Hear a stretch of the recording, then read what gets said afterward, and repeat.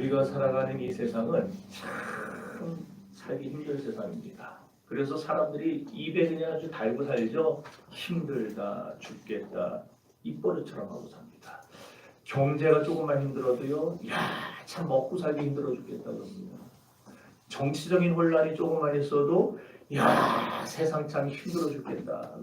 자식들이 속을 썩이면은요, 와, 세상 참 살맛 안 나 죽겠다 그럽니다. 다 힘들고 다 어려워, 다 죽겠어요. 그럼 왜 이렇게 힘드냐? 왜 우리가 사는 이 세상이 이렇게 살기 힘드냐? 그 이유가 뭐냐? 우리가 사는 세상이 약육강식의 사회이기 때문이에요. 약육강식의 사회라는 말을 다른 말로 바꿀 수 있어요. 경쟁사회. 이런 말이 들어갔을 겁니다. 경쟁사회. 그렇습니다. 오늘 저와 여러분이 사는 세상은 이 사회는 경쟁사회예요. 그래서 세상은 행복합니다. 세상은요, 한 발 뒤처진 사람을 절대 돌아보지 않아요. 요한복음 5장에 보면은 베데스다 연못가에 누워서 38년째 병을 앓고 있던 그 병자가 나타났죠. 그 병자가 울부짖는 소리를 한번 들어보십시오. 요한복음 5장 7절에 이렇게 말합니다. 주여, 물이 움직일 때에 나를 못에 넣어주는 사람이 없어 내가 가는 동안에 다른 사람이 먼저 데려가나이다. 아멘. 여러분, 이 사람이 지금 얼마나 오랫동안 병을 앓고 있었어요. 참 불쌍하지 않습니까? 진짜 이 불쌍한 사람 누구더라도 도와줄 법한데 38년 동안 아무도 안 도와줬다. 자기 할 일만 하고 자기 갈 길만 재촉하며 사는 거예요. 이렇게 세상은요, 찬바람이 쌩쌩 부는 거예요. 그냥 얼마나 냉혹한지 내일 아니면 신경도 안 써요. 그래서 뒤처지는 사람이 안식할 수 있는 곳이 세상에 없어요. 그러므로 이런 냉혹한 세상에서 살아남기 위해서 언젠가부터 이 세상에, 그리고 사람들의 생각 속에 이런 생각이 들어와 싹트기 시작했습니다. 반드시 이겨야만 하고 반드시 승리해야만 한다. 왜? 세상은 1등만 기억하는 세상이니까. 예전에 어느 개그 프로그램에서 그런 개그를 하더라고요. 1등만 기억하는 이 더러운 놈의 세상. 이번에 총선이 끝났는데요. 어디 보니까 몇백 표로 진 데도 있더라고요. 그럼 뭐해요? 1등이 국회의원이지 2등은 낙선이에요. 세상은 2등에 대해서 신경을 안 써요. 아쉽네, 아깝네, 그거는 그 진 쪽에 사는 얘기지. 이렇게 1등이 안 되고 승리하지 못하면 다 죽는다고 생각해요, 세상은. 그러니까 어떻게든 경쟁에서 살아남아서 강자가 되려고 하고. 왜 강자가 돼야 되느냐? 강자가 되고 나면 결국 강자에게 주어지는 모든 특권을 복식할 수 있으니까. 그래서 사람들은요, 세상에서 남보다 강한 사람이 되려고 합니다. 남보다 성공한 사람이 되려고 불철주야 노력을 기울이며 사는 겁니다. 한 걸음 더 나아가서 나는 못해도, 나는 못했어. 나는 그렇게 못 살았어도 내 자식은 좀 그렇게 살았으면 좋겠다. 부모들은 그렇게 생각해요. 그래가지고 자식들에게 얼마만큼 교육을 시킵니까? 아주 그냥 전 세계에서 교육 2등 가라는 서러운 나라가 우리 대한민국 아니에요? 왜 그래요? 나는 이렇게 살았어도 너는 똑바로 살아라 이거죠. 너는 제대로 살아라. 그렇지만 여러분, 이렇게 약육강식이 100% 지배하는 사회 속에서 약자들은 그럼 언제나 실패와 불행이라는 몫만 안고 살아가야 하는 건가요? 한번 생각을 해보세요. 세상은 이렇게 1등만 기억하고 강자가 되려고 하고 다 남을 짓밟고 위에 올라서려고 하는 세상, 이런 사람들이 세상에 가득 차 있는데, 그렇다면 거기서 항상 이 뒤처지는 사람들, 이거 우리 얘기예요. 우리같이 뒤처지는 사람들, 남보다 가진 거 없는 사람들, 뭐 쥐뿔도 내놓을 거 없는 사람들, 이런 사람들은 그럼 언제나 항상 짓눌리고 불행하고 실패하고 그런 삶을 살아가야 되겠는가? 약자들도 그런 약자의 자리를, 또 실패의 자리를 벗어나서 인생을 재기해 볼 수는 없는가? 우리가 잘 아는 야곱이 바로 그런 사람이었습니다. 야곱은 무일푼으로 바다나람에 도착했어요. 거기에는 도와주는 사람 없었어요. 삼촌 라반이 있으니까 삼촌이 도와주겠지. 여러분 20년 동안 라반이 야곱 도와주는 거 봤어요? 야곱을 이용해 먹기만 했지요. 삼촌도 안 도와줘요. 무일푼으로 정착해서 도와주는 사람 없고 백도 없고 배경도 없고, 그런데 20년 뒤에 뚜껑을 딱 열었더니 어떻게 됩니까? 창세기 37장 보니까 야곱이요, 그 지역에서, 바다나람 지역에서 20년 전에는 혈혈단신으로 혼자 머물러 왔던 사람이 20년 만에 그 땅에는 누구보다 거부가 되었다라고 성경은 증거해주고 있어요. 오늘 우리가 함께 은혜 받고자 하는 10편 61편 또한 강자의 삶을 얘기하지 않습니다. 성공자의 행복을 말하지 않아요. 도리어 뭘 말하느냐? 사회적인 약자가 되어서 가장 비참한 지경까지 내몰렸던 사람이 어떻게 이런 궁핍한 상황과 처절한 어려움을 극복하고 재기할 수 있었는가? 그러한 약자의 승리의 삶을, 재기의 길을 우리에게 소개해 줍니다. 그렇습니다. 사실 이 시편과 창세기만이 아니라 성경은요, 창세기부터 계시록까지 전체가 다 어디를 뒤져보든 이 세상은 절망할 수는 있어도 이 절망의 자리에서 얼마든지 재기할 수 있다는 사실을 우리에게 보여줍니다. 이게 바로 기독교 신앙입니다. 여러분이 기독교 신자라면은 절대적으로 이런 생각을 여러분의 마음과 머릿속에 집어넣고 사셔야 됩니다. 기독교 신앙은요, 망했다고 끝이 아닙니다. 세상은 망한 걸로 끝나버려요. 절망의 자리에서 그냥 다 포기해버려요. 그러나 기독교 신앙은 아무리 절망의 자리로 떨어졌다 할지라도 거기서 다시 한번 재기할 수 있음을 보여주는 것이 우리가 믿는 기독교 신앙입니다. 특별히 본편은 다윗의 경우를 통해서 어떻게 다윗이 재기할 수 있었는가를 강조를 하는데, 자, 이 61편 제목을 한번 보세요. 거기 보면요, 다윗의 시, 인도자를 따라 현악에 맞춘 노래. 이거 뭐 제가 수도 없이 설명을 했었으니까 알 거예요. 현악은 뭐냐면은 이런 기타 같은 비파, 수금 같은 그런 줄이 있는 악기를 현악이라고 그러는 거예요. 그러니까 이 현악에 맞췄다라는 건 무슨 말이냐면은 다윗이 이 시편 61편은 자기 혼자 부르려고 만든 시가 아니고 요 시는 예배용으로 만들었다는 거예요. 예배용. 그러니까 다윗은요, 자기가 이 절망적인 상황을 딛고 재기할 수 있었던 것 같이 오늘날 모든 이스라엘 백성들이, 하나님의 백성들이 자기처럼 영적인 회복의 은혜를 누리기를 바라고 그들의 삶이 재기하기를 바랬다라는 거예요. 그래서 어느 누구라도 다윗처럼 물질도 회복하고 건강도 회복할 수 있다는 걸 강조하기 위해서 이걸 예배용으로 만들어 백성들이 부르게 했던 거예요. 기왕이면 아멘도 회복했으면 좋겠습니다. 아멘. 너무 심각한 표정을 하는 거예요. 자, 2절 읽어봅시다. 시작. 내 마음이 약해질 때 땅끝에서부터 주께 부르짖으니 바다가 묻은 가에 나를 이루어서. 여기 땅끝이라는 단어가 나와요. 땅끝이 뭐냐? 실패를. 불행이 뭡니까? 땅끝에 머물러 사는 게 불행이에요. 그냥 언제나 그냥 실패의 자리에서 벗어나지 못하고 그냥 거기서 이게 내 운명이겠거니 내 팔자려니 이러고 사는 거. 이게 불행입니다. 전라남도 해남에 가면은 땅끝 마을이 있는데 저거 말하는 건 아니에요. 네? 다윗의 맏아들 암논이 셋째 아들 압살롬에게 아주 기가 막힌 누이 동생이 있었던 거 전에 한번 얘기했죠. 다말이라고. 이 다말을 욕보이고 걷어차버린 일이 있었어요. 어떻게 이런 일이 벌어졌느냐? 지난번에도 제가 설명을 다 했듯이 다윗에게 아들이 여럿 있었는데 이 아들들 엄마가 제각기 달라요. 장남 아들 엄마 다르고, 차남 아들 엄마 다르고, 삼남 아들 엄마 다르고, 사남 아들 엄마 다르고, 저게 다윗의 아내들이고 자식들이에요. 야, 한 여자하고 사는 것도 힘든데 어떻게 저렇게 많은 여자하고 사는지. 어쨌든 이 일로 인해서 압살롬이 마음에 칼을 갈기 시작하는 거예요.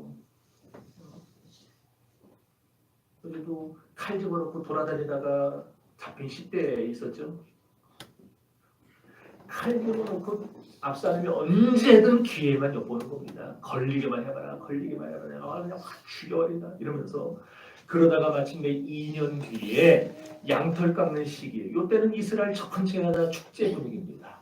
모든 게 다 풍족하고 파티를 열었어요. 암논을 초청했습니다. 이 멍청한 암논이 2년이 지났다고 헬렐레 하면서 거기를 또 찾아갔어요. 그리고 그 자리에서 압살롬이 잔인하게 죽여버립니다. 그리고는 아버지가 겁나니까 자기 외할아버지 달메가 다스리던 그술 나라로 도망갔어요. 훗날 요압의 중재로 다시 돌아오기는 했지만 아버지 다윗이 예전에는 그렇게 압살롬의 머리가 좋고 똑똑하고 아주 여러 형제가 있지만 너무너무 진짜 머리가 팍팍 돌아가는 거예요. 그러니까 옆에다 두고서는 중요한 일을 맡겼었는데 이제 이런 일 이후에는 옆에 부르지를 않는 거예요. 맡기지를 않아요. 그러니까 압살롬이 어떤 생각을 가지겠어요? 내가 아버지 둘밖에 완전히 났구나. 어떻게 해야 되겠습니까?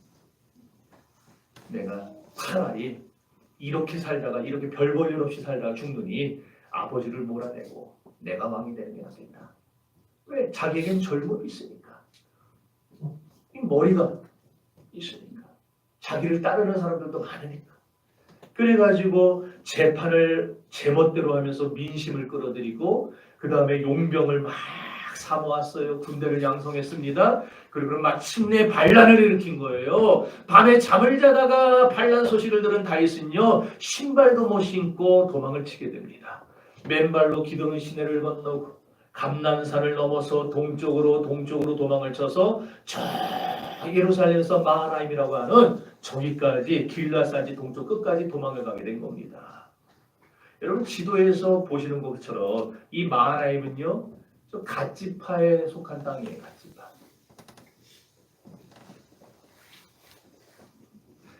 그 갓지파에 속한 땅이고, 저거 말고 다른 지도를 내가 있었으면 좋았는데, 그 사실 보면은 저 마하나임 저 옆쪽으로도 이스라엘 땅이 펼쳐져 있어요. 원래는 더 있어요. 그런데 오늘 다윗이 이 마하나임까지 도망가 나와서 뭐라 그러고 있어요? 우리가 읽은 본문에 아까 땅끝에서 죽게 부르기. 이 마하나임을 뭐라 불렀어요? 땅끝이라 불렀어요. 땅끝이라고. 그 왜 그러냐면은 당시 히브리인들에게 있어서 이 요단강은요 일종의 정서적 기준선이었어요. 우리도 개신교인들도 찬송할 때, 장례할 때 그 찬송을 요단강 건너가만 날이, 요단강이 뭐예요? 이 땅과 천국을 나누는 그 경계선으로. 그러니까 이 히브리인들에게 그런 생각이 있었다는 거예요. 요단강은 그 넘어도 요단 동편도 우리 땅이지만 그러나 요단강 넘으면 거기 땅끝이다. 땅끝이다. 그런 생각이에요. 예루살렘은 수도 서울이었고. 그 왜 수도 서울이 됐느냐? 아브라함이 자기 아들 이삭을 번제로 바치려 들었던 모리아산이 거기 있었어요. 그리고 다윗은 이 산을 시온산이라고 이름을 바꾸고 거기다가 성막을 딱 지어놓고 법궤를 모셔다는 겁니다. 훗날 그 자리가 뭐가 돼요? 예루살렘 성전이 세워지는 자리가 되죠. 솔로몬에 의해서. 따라서 다윗이야 모든 이스라엘 백성들은 시온성, 예루살렘을 이스라엘의 중심이라 이렇게 여긴 반면에 요단강 너머는 다 땅끝이라고 생각하고 살았던 거예요. 그래서 다윗도 요단 동편 마하나임을 자신이 도망칠 수 있는 가장 끝지점, 땅끝이라고 여긴 겁니다. 한마디로 왕좌에서 밀려나서 자신의 비참한 상태, 이 도망치다가 이 요단 동편까지 와 있는 자신의 비참한 상태를 심정적으로 묘사하고 표현한 게 바로 땅끝이라 이 표현이라는 거예요. 오늘날도 중요한 것은 이 세상에 보면 다윗처럼 행복의 자리에서 밀려난 사람들이 많이 있다는 겁니다. 또 건강의 자리에서 밀려난 사람들도 많이 있어요. 나는 절대 병 안 된다. 나는 건강하다 했는데 자기도 모르는 사이에 병이 확 들어와가지고 병원에 누워있는 사람. 요즘은 병원 가도 이 병문안을 안 시켜주지만 병문안을. 예전에는요. 목사가 가면은 그 어지간하면 다 시켜줬어요. 중환자실도요. 그거 딱 정해진 시간만 있잖아요. 아침 한 번, 저녁 한 번. 근데 급하다고 목사가 찾아가면은 목사를 받아줬어요. 들어가서 기도하고. 근데 이제는 그런 것도 없다고. 코로나 딱 터지고 나서 완전히 이 나라 자체가 기독교에 완전히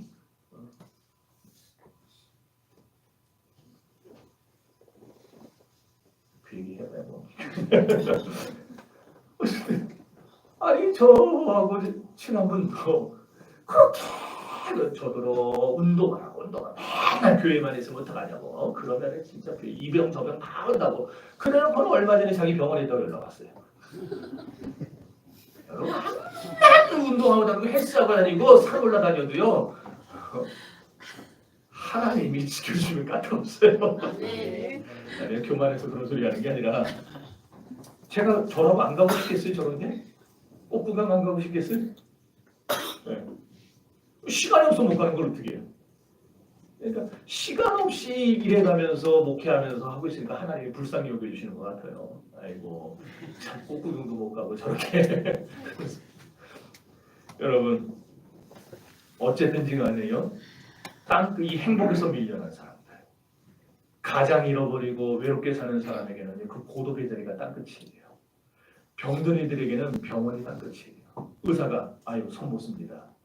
더 이상 어떻게 해볼 도리가 없습니다. 이게 그들에게 땅끝이에요. 다윗이 압살롬에게 밀려났듯이 질병 때문에 건강의 자리에서 밀려나고 불행 때문에 행복의 자리에서 밀려나는 이런 타의에 의한 불행이 바로 땅끝이라 이 말입니다. 그렇다고 한다면은 오늘 다윗이 지금 기드론 시내를 넘고 감람산을 넘어 요단강을 건너서 자신이 더 이상 도망칠 수도 없고 물러설 수도 없는 그런 땅끝에 도달한 것 같이 그 땅끝에 도달한 다윗이 충격이 얼마나 컸겠어요. 얼마나 그 속이 부글부글 끓었겠습니까? 남이 그래도 분통이 터질 텐데 자기가 믿었던 자식에게 밀려났으니 그리고 땅끝에 와 있으니 그 충격이 어떻겠냐고요. 이렇게 오늘 다윗도 땅끝에 밀려나서 그 충격을 받았을 텐데 오늘 여기 있는 여러분들도 인생의 땅끝으로 밀려나면 여러분의 인생은 얼마나 큰 충격으로 휩싸이겠습니까? 늙어가게 돈 잃어버리고 건강 잃어버리고 내 뜻대로 안 되고 품 안에 있던 자식들 다 예전에는 말 들었는데 이제는 말도 안 듣고 다윗은 이렇게 땅끝을 경험했습니다. 여러분 제가 대학 나오고 나서 그냥 그대로 회사를 다녔다면요 아마 지금쯤 30년이 됐으니까 최소한 부장은 안 달았겠어요? 그렇지 않겠습니까? 30년 다녔으면 부장은 안 달았겠어요? 안 잘렸으면. 근데 제가 또 잘릴 사람은 아니죠. 제가 하는 거 보면. 잘했으면 이사짜리도 올라갔었을 거예요. 그렇지 않겠어요? 아니 30년을 일하는데 이사 되면은요 부장만 해도 연봉이 1억대 아니겠어요? 이사 딸린 차 나오죠. 애들 대학 등록금 다 회사에서 다 내주죠. 복지 장난 아니었을 거예요. 제가 그때 딱 목회냐 돈이냐 이 앞에서 이쪽으로 조금만 길었으면은 달라졌을 텐데 지금의 사는 게. 여러분 지금 눈이 목사가 아직도 저런 생각이 이런 눈으로 잘 몰라도 아니 왜 생각은 잘했는데 생각도 못해. 어쨌든 근데 그때 이제 신학교로 방향을 틀었어요. 내가 목회해야 되겠다. 그 방향을 딱 틀고 나서 어때요? 할 말 하 아닙니다. 할 말 하 아니 뭔지 아세요 우리 어르신들? 할 말은 많은데 안 하겠다는 거예요. 할 말 하 아니시. 제 동기들 중에서 그래서 40대 한 중후반 됐을 때 이 현타가 오늘 애들 쓰는 말 많아요. 현타. 이게 충격을 받아가지고요. 자기가 정말 그렇게 대학 나오고 대학원 나오고 죽어라 공부하고 유학 갔다 오고 막 이래갖고 목회를 하고 개척을 하고 해서 목회를 했는데 목회는 자기 뜻대로 안 되고 계속 교회는 어렵고 막 생활하는 건 힘들고 자식들 막 돈 내야 될 때마다 그냥 자꾸 여기저기 전화해서 야 너 돈 줍니다 너 돈 줍니다. 자기 처지에 비관을 해가지고 목사가 그냥 목회 때려친 친구가 몇 있어요. 목회 때려치고 사업을 한 거예요. 하는데 또 잘 됐어요. 잘 돼가지고 얘네들이 간혹가다 전화가 와요. 황 목사, 이야, 내가 볼 땐 자네가 사업을 해야 되는 사람인데, 네? 근데 지금도 안 늦었다고. 지금이라도 관두고 사업하라고. 뭐라고? 가스라이팅이라고? 다른 길 찾아보고 자네 그래서 나중에 노후는 어떡할 거냐. 그럼 그런 전화 딱 받잖아요. 순간적으로 저도요. 내가 지금 땅 끝에 서 있는 건가? 그런 생각이 들어요. 난 그런 생각 안 하고 목회를 했는데 내가 지금 그런가? 그러다가 제가 탁 벗어난 이유가 뭐냐? 내가 가만히 인생을 돌아보고 내 목회를 돌아봤는데 제가 제 목회가 만족스러워. 아멘. 물론 어떨 때 불만족스러울 때도 있어요. 그래서 불평할 때도 있어요. 이렇게 고생하는데 알아주지도 않고 그런데 대부분 만족해요. 그래서 내가 지금 땅 끝은 아니구나. 아직 땅 끝에는 안 하구나. 여러분들도 그런 분들이 있을 거예요. 지금. 자기가 생각하는 그런 삶이 펼쳐지지 않고 자기가 꿈꾸던 그런 인생이 오지 않고 지금 생활에 만족하지 못하는 분들. 그런 곳에 있는 분들은 어떤가 하면요. 가만 보면은 외롭습니다. 그리고 쓸쓸해요. 얼굴이 어두워요. 인생의 땅끝에 서 있는 분들.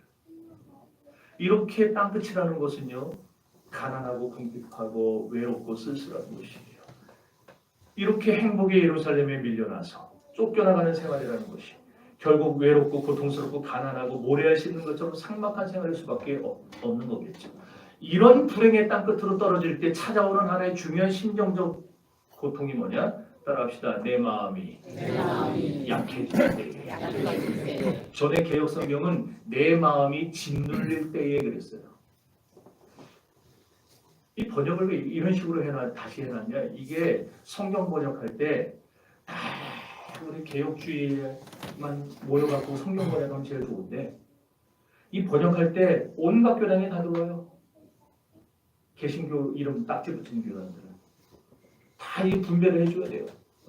이번에 민주연합이라고 이당 저당 아주 별당 다 끌어모아서 비례대표한 것처럼 이 성경 번역할 때도 딱 보기만 하면 좋겠는데 이 교단 저 교단이 다 들어와요. 그러니까 우리는 아무리 성경적으로 번역을 해놔도 저 사람들이 요거 좀만 고치자, 그거 좀만 고치자. 이래가지고 만들어진 거예요, 이게 지금. 그러니까 전에 갖고 있었던 개혁 성경보다 훨씬 못해요. 예전으로 돌아갔으면 좋겠어요.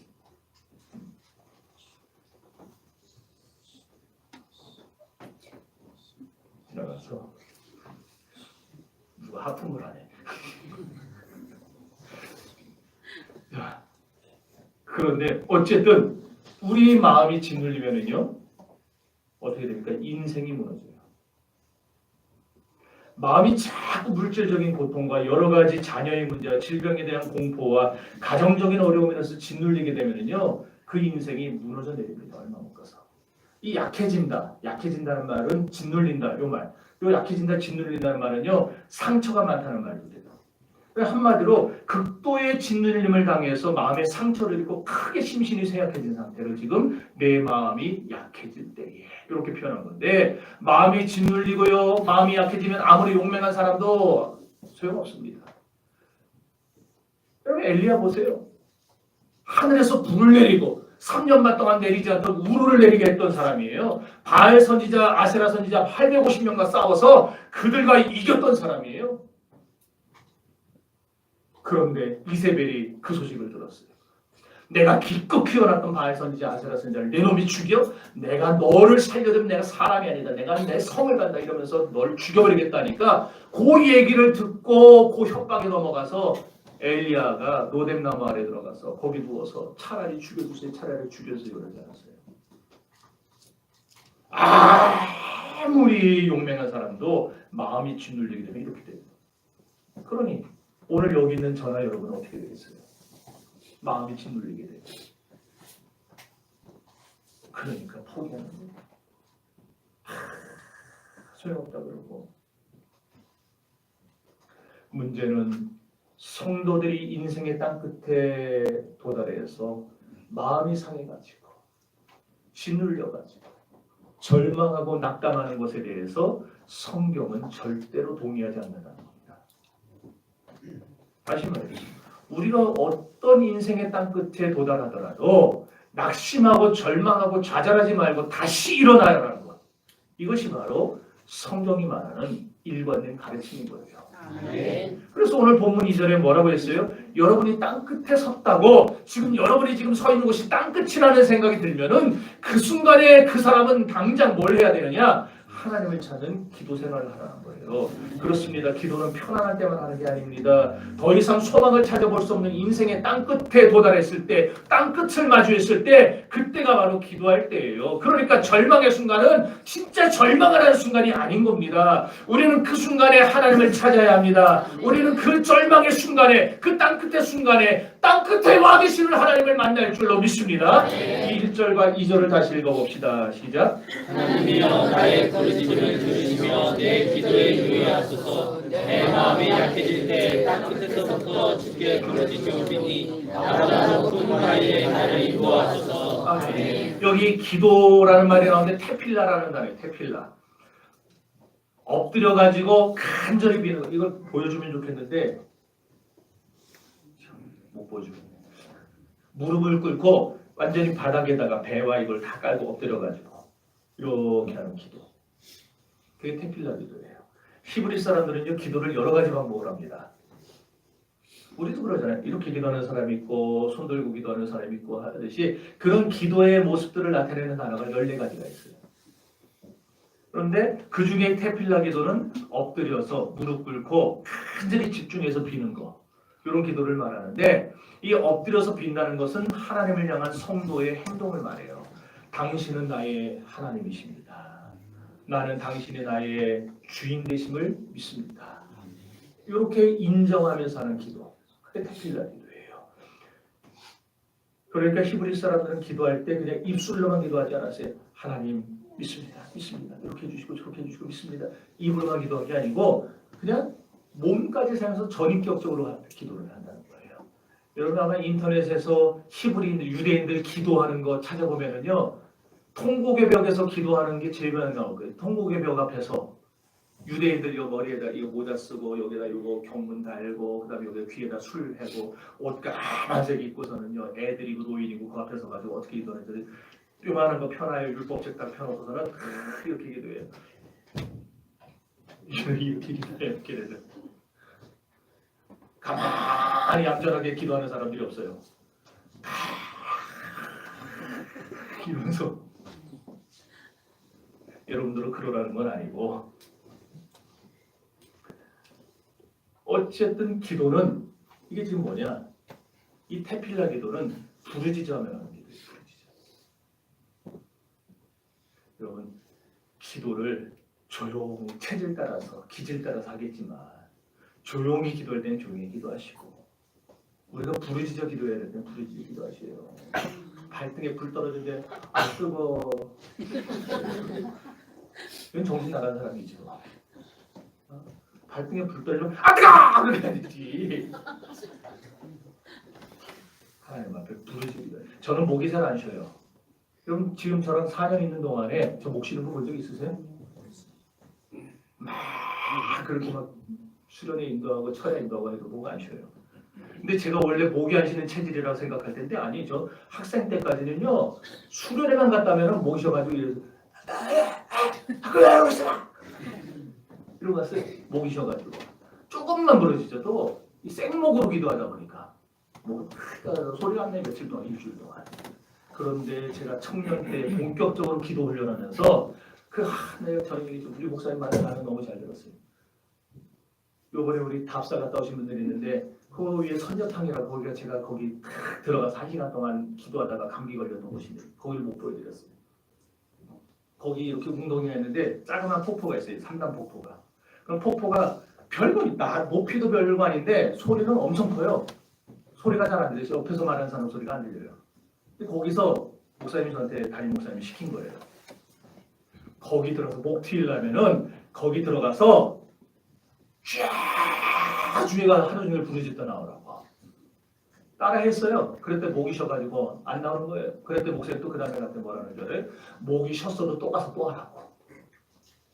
안 나와도 또 하라고. 계속 하다 보면은 언젠가 목이 틀 거다. 당신이 그랬다는 거예요. 당신도 그렇게 조금만 하면 목이 쉬었는데 그렇게 기도하다 목이 튀어서 목이 하나도 안 쉰다는 거예요. 내가 그 말 듣고 해가지고 진짜 목이 튀었어요. 소리가 안 나와도 이러면서 그러고 맨날 같이 가서 부르짖고 얘기하고. 제가 기도하던 바위 보여드렸죠? 제가 밤새 철야하면서 기도하던 바위 거기 무릎 꿇고 너무 무릎 아프니까 방석 3장 가지고 가 무릎 깔아놓고 거기서 바위에서 그냥 신의 물이 그냥 계속 흐르는 데가 그렇게 하니까 어느 날 목이 확 튀면서 그때부터 안 쉬었어요. 근데 제 왕성께서 부목사 할 때 부목사가 40명이나 됐지만은요, 이 담임 목사님이 자리를 비우면은 철야를 누가 인도해야 될 거 아니에요. 근데 철야 담당이 항상 고정 담당이 저예요. 왜냐면 다른 분들 세워놨더니 하루 그거 인도하고 나가지고 아니 인도하는 도중에 목이 쉬는 게 다 보여요. 그래 끝날 때면 소리가 안 나와서. 그러니까 그다음부터 아예 그냥 황 목사가 다 전담을 해요. 그래서 목사님만 어디 가시면 제가 다 인도했어요. 그럼 왜 그러냐? 왜 이런 얘기를 하느냐? 여러분 우리가 땅 끝에서 하나님 앞에 부르짖는 시험이 있어야 돼요. 아멘. 그 시험이 있으면은요 부르짖다가 목도 트이는데 하나님이 그 땅 끝에서 우리를 건져서 오늘 여기 바위 생활을 보세요. 나보다 높은 바위에 나를 인도하소서 그래요. 나보다 높은 바위. 여기서 나보다 높은 바위라는 말은요 원래 뜻이 뭐냐면은 나 같은 사람이 올라갈 꿈도 못 꾸는 곳 이 말이에요. 여러분이 지금 생각할 때 나 같은 사람은 여기 절대 못 올라가. 나는 꿈도 안 꿔. 그런 곳에 하나님이 나를 올려주신다는 거예요. 아멘. 언제? 땅 끝에서 부르짖는 사람에게. 그러니까 여러분 땅 끝을 만났다고 낙심하지 말고 괴로워하지만 마세요. 땅 끝을 만난 그 자리에서 하나님을 찾으세요. 아멘. 다 망하고 이 자리에 다 안 되는 그런 인생의 땅 끝에 와 있는 분이 있다라면은 이 시간에 그 자리를 기도의 자리로 삼으시기를 주의 이름으로 축원합니다. 아멘. 자, 우리나라의 산들하고 달리 이스라엘 산들은요, 좀 밥 뚜껑은 좀 그렇고 접시 이렇게 약간 좀 움푹 들어간 접시 엎어놓은 것 같아요. 높은 산이 별로 없어요. 대부분 다 구름 같아요. 여기 뒤에 있는 이런 산들보다 낮아요. 거기다가 이제 성벽을 쌓고 도시를 건설한 겁니다. 로마 같은 나라도 보면은요, 로마에 7개 언덕이 있어요. 7개 언덕의 도시들을 다 건설했어요. 그 왜 그랬겠어요? 구름 위에다가 언덕 위에다가 도시를 건설하는 이유가 성벽 쌓는 이유가 적들이 오는 것을 쉽게 발견하고 그리고 방어하는 게 쉽거든요. 낮은 곳에서 공격하는 것보다 높은 곳에서 방어하는 게 훨씬 쉬워요.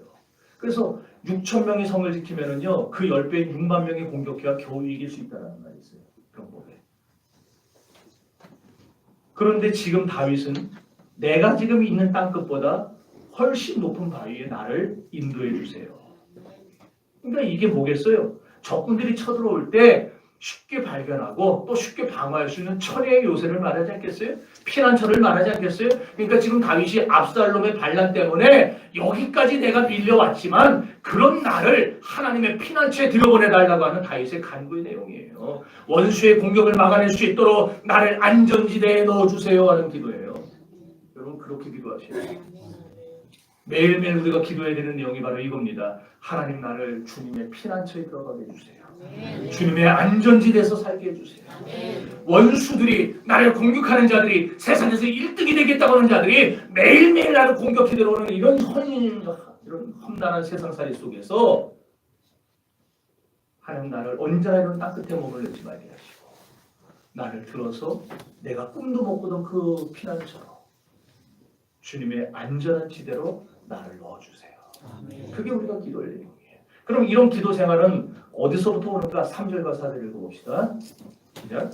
주는 나의 피난처시요 주를 위한 평강한 왕대이시니라. 내가 영원히 주의 장막에 머물며 내가 다윗에게 하리이다. 아멘.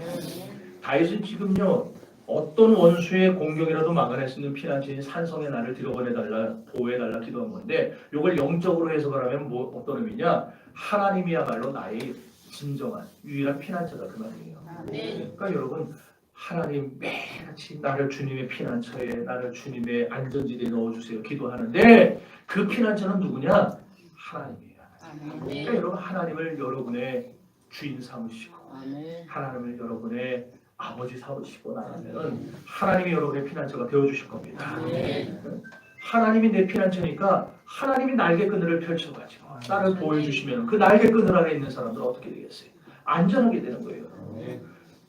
오늘 우리가 이렇게 예수 중심으로 하나님 중심의 기도를 드려야 할 줄 믿습니다. 땅끝에 처한 성도는요 나보다 높은 바위 예수 그리스도의 품에 나를 하나 인도해달라고 기도하면 우리의 피난처 되시는 하나님이 우리를 반드시 거기로 인도해 주실 것입니다. 여러분 잘 아시는 룻 모함 여자예요.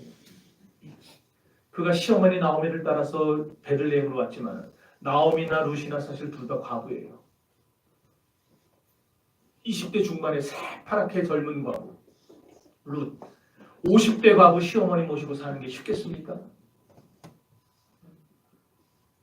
더군다나 그 고대 세계에서는 과부들이 일할 수 있는 환경이 없어요. 안 받아줘요 누구도. 여자들이 먹고 살 수 있는 길이 없어요. 그런데 천만다행인 것은 룻이 나오미가 베들레헴에 도착했던 때가 추수 때였어요. 보리 추수 때. 그래가지고 추수꾼들 틈에 쫓아다니면서 밭고랑에 떨어진 그 이삭 주워다가 먹고 사는 겁니다. 하루하루. 이스라엘 나라는 율법에 의해서 그 추수할 때 다 털어서 추수하지 않아요.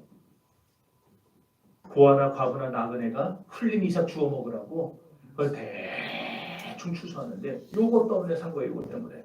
지금 뭐 룻기 전체를 다 얘기할 수는 없고 요 부분만 읽어봅시다. 룻기 3장 9절 시작. 이르되 내가 누구냐 아니 그다음에 나는 당신의 여정 누구시니 당신의 여정을 당신의 여정을 덮어서 이는 당신의 기적을 부를 자가 됨이니라. 그러니까 당신의 옷자락을 펴서 당신의 여정을 덮어소서 그랬어요. 옷자락을 펴서 덮어달라는 말이 바로 내 보호자가 되달라는 말이에요. 나를 높은 바위에 올려주소서 이 말과 옷자락을 펴서 나를 덮어주세요. 주님의 날개로 나를 안아주세요. 이게 다 같은 거예요. 물질적으로 정신적으로 영적으로 하나님은 나의 보호자가 되어주세요. 나의 보호자가 되시는데 일시적인 보호자가 아닌 영원한 보호자가 되어주세요. 지금 룻이 그렇게 보아스에게 간구했더니 어떻게 돼요? 보아스가 룻과 결혼하죠. 그래서 둘 사이에 오벳이 태어나요. 오벳이 이세를 낳습니다. 이세는 다윗왕을 낳습니다. 자, 그런데 오늘 본문의 부분 뭐라고 하냐면 4절에 내가 영원히 주의 장막에 머물며 내가 주의 날개 아래로 피하리이다. 무슨 말이에요?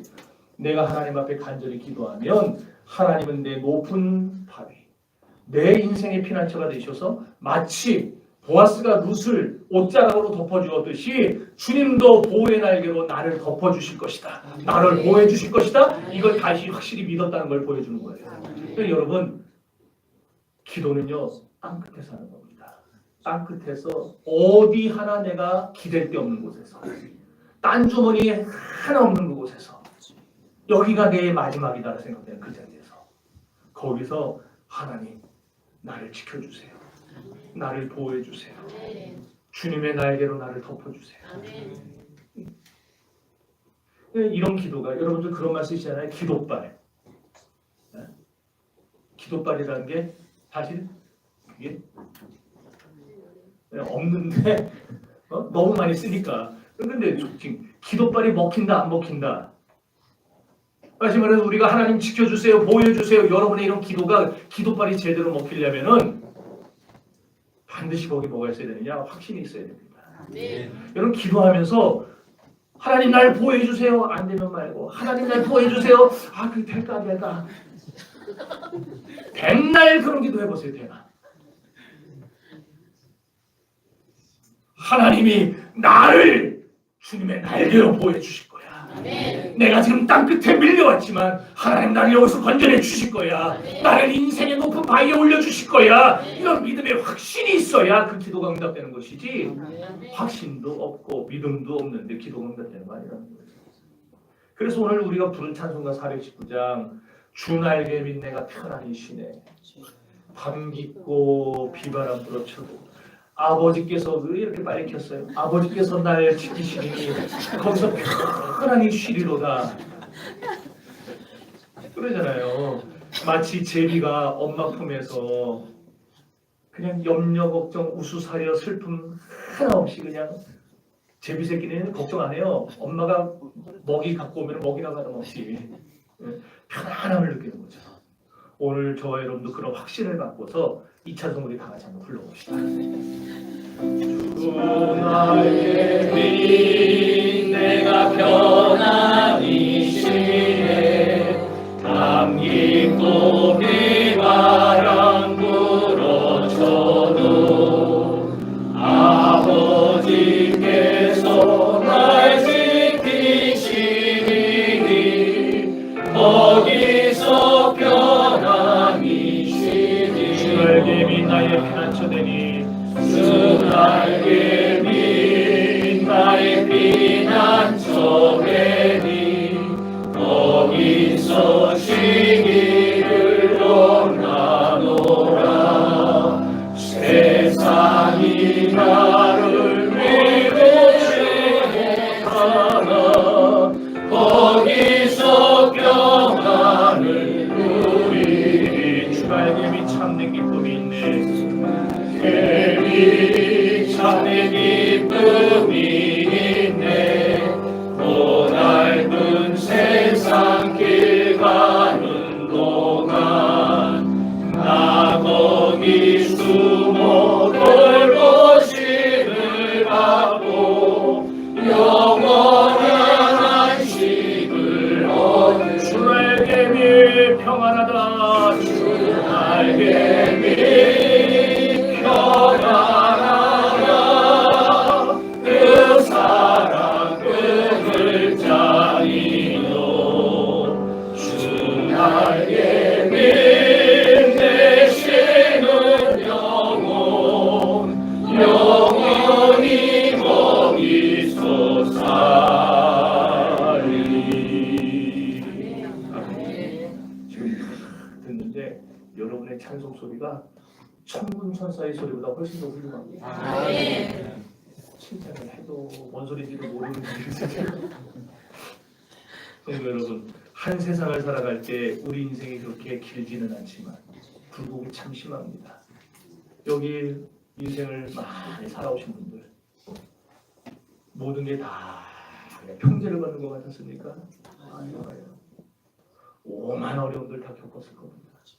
자식 낳아 키우면서 자식이 아프면 그거 들쳐오고 응급실 가는 것도 있었을 거고, 뜻하지 않은 사고를 당한 적도 있었을 거고, 인생의 정상에서 살아온 날보다 땅끝에서 살아온 날들이 훨씬 더 많았을 겁니다.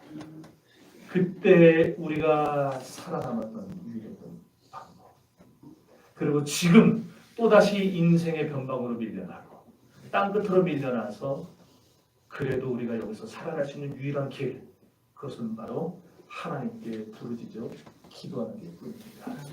나보다 높은 바위 주님의 품으로 나를 인도해 주시옵소서. 그렇게 기도하면 어떤 변화가 있는가 따라합시다. 기도하면 응답이 온다. 기도하면 응답이 오는데, 내 기도가 응답된다는 신호는요, 기도하고 나면은 확신이 생기고 평안이 와요. 그게 응답이에요. 자, 6절과 7절 읽어봅시다. 시작. 주께서 왕에게 장수하지 않사 그의 나이가 여러 대 미치게 하시니 그가 영원히 하나님 앞에서 거두하리니 인자와 진리를 예비하사 그를 보호하소서. 아멘. 다윗이 지금 두 가지 응답을 받았다는 확신이 있어요. 첫째는 장수의 확신. 다윗 시대의 이스라엘 사람들 평균 수명이 50대였어요. 50이었어요. 근데 다윗은 지금 70이에요. 훨씬 오래 살았죠. 장수의 복을 받았죠. 그런데 그 다음에 여기 나 오래 살게 해주세요. 그것만 기도한 게 아니고 영원히 하나님 앞에서 거주하리니. 다윗이 어떻게 영원히 살아요? 그러니까 이 말은 뭐냐? 자기의 나이가 여러 대에 미치게 해달라. 이 말은 자자손손 내 후손들이 왕위에 오르게 해달라. 여러분, 여러분을 위해서도 기도해야 되겠지만 여러분의 자식들을 위해서도 기도하셔야 돼요. 하나님이 그 기도를 들으실 겁니다. 두 번째 응답은 회복의 확신이에요. 회복의 확신. 지금 비록 땅끝에 와서 내가 여기에 쫓겨와 살고 있지만 다시 회복돼서 예루살렘 성소에서 하나님을 다시 경배할 것이라는 확신이 생겼어요. 기도하면 그런 마음이 드는 거예요. 그런 마음이. 성도는 그러니까 땅끝으로 밀려났다고, 여러분이 지금 서 있는 곳이 땅끝이라고 절망하지 말고 뭐 해야 된다고요? 기도하셔야 돼요. 절망하게 되면 낙담할 것뿐이지만은요, 기도하게 되면은 힘이 생기는 줄 믿습니다. 그럼 뭐가 더 유익이에요? 절망하면 낙담, 기도하면 뭐? 고생 까먹었어요? 절망하면 낙담, 기도하면 요가. 지금 다 나오네 했던 얘기들 지금. 기도하면 힘이 생겨요. 이게 내 힘이에요? 내 힘이 하나님이 주시는 힘. 내 힘으로 하면요 또 실패해요. 또 무너져요.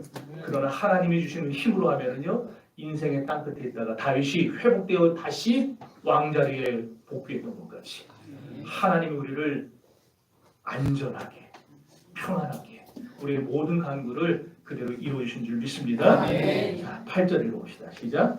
내가 주의 이름을 영원히 찬양하며 너희 나의 소원을 이행하리이다. 따라합시다. 그리하시면 내가 주의 이름을 찬양하며. 네, 그렇습니다. 이게 압살롬의 반역에서 반란에서 건진받아서 내가 회복되면 그 말이에요. 그리하시면이라는 게 회복되면 뭐 하겠다는 거예요? 나는 평생 찬양하면서 지내겠습니다. 다윗의 약속이에요. 특별히 지금 이 자리에 이런 땅끝 같은 인생을 만난 분이 있다면 하나님께서 정신재단을 드나들면서 신앙생활하는 그 사람에게 살 길을 열어주시기를 주의 이름으로 축원합니다. 땅끝에서 기도하면서 고통이 변하여 축복이 되시고 역경이 변하여 순경을 맛보는 그런 귀한 정신의 가족들이 되시기를 주의 이름으로 다시 한번 축원합니다. 다 같이 기도합시다.